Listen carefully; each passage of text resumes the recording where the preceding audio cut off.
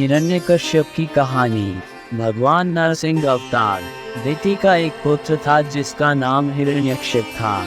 इस राक्षस ने पानी के अंदर 11,000 वर्षों तक तपस्या की। इस पूरी अवधि के दौरान उन्होंने न तो कुछ खाया और न ही बात की। इन ध्यानों से ब्रह्मा प्रसन्न हुए और ब्रह्मा ने हिरण्यकश्यप को वरदान देने की पेशकश की। आप क्या वरदान चाहते हैं? उसने पूछा।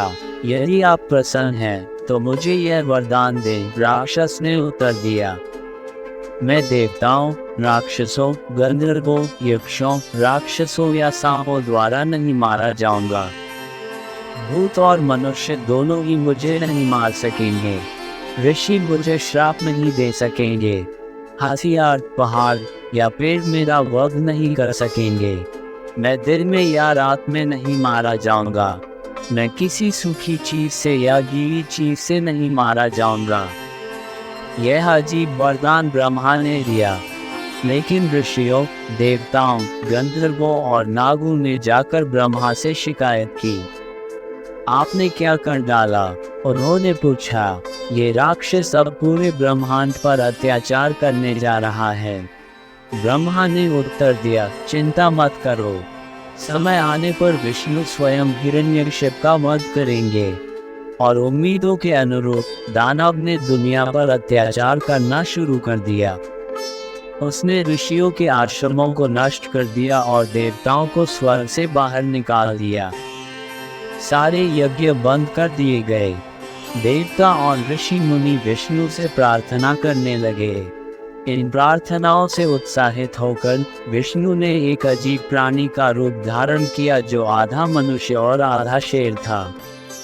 चून की नार का अर्थ है मनुष्य और सिंह का अर्थ है सिंह, इसलिए इस प्राणी को नरसिंह कहा गया।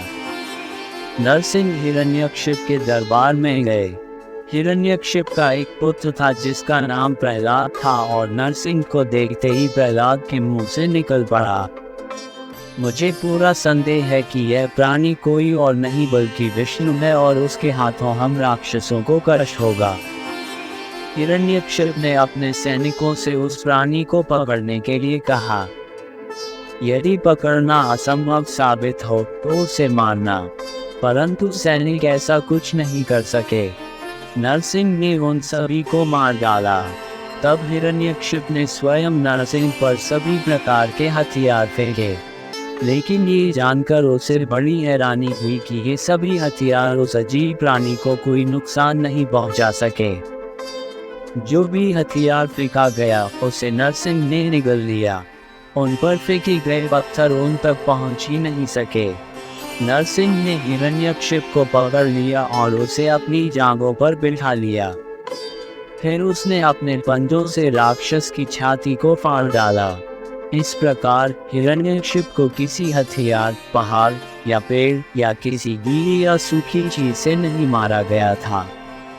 विष्णु अपने नरसिंह रूप में कोई देवता, दानव, गंधर्व, यक्ष, राक्षस, सांप, मनुष्य या भूत नहीं थे। चून की हत्या शाम को हुई थी, इसलिए न तो रात थी और न ही दिन।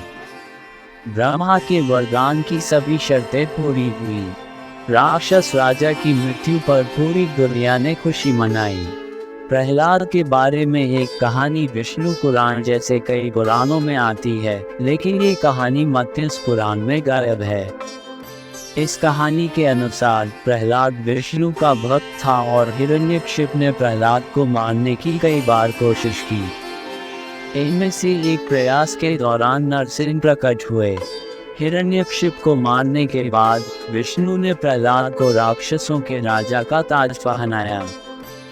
मत्स्य पुराण में अब पवित्र शहर वाराणसी या काशी सहित कई तीर्थों की महिमा का वर्णन किया गया है।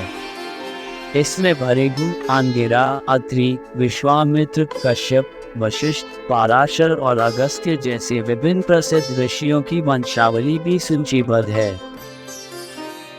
धन्यवाद। आप देख रहे थे गॉड ब्लेस टीवी हिंदी। हमारे साथ जुड़ने के लिए सब्सक्राइब अवश्य करें।